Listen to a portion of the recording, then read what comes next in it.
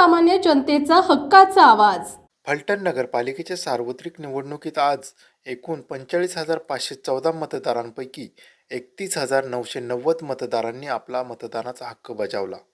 यामध्ये 15,859 पुरुष व 16,129 महिला व 2 इतर मतदारांचा समावेश असून एकूण 70.29% मतदान झाल्याची माहिती निवडणूक निर्णय अधिकारी तथा प्रांताधिकारी प्रियांका आंबेकर यांनी दिली।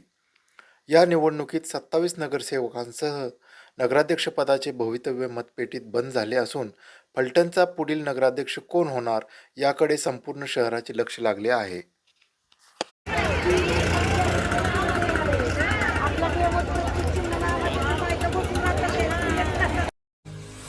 आपल्या भागातील महत्त्वाच्या आणि ताज्या बातम्या पाहण्यासाठी गंधवार्ता न्यूज चॅनलला यूट्यूबवर सबस्क्राईब करा आणि बेल आयकॉन प्रेस करा।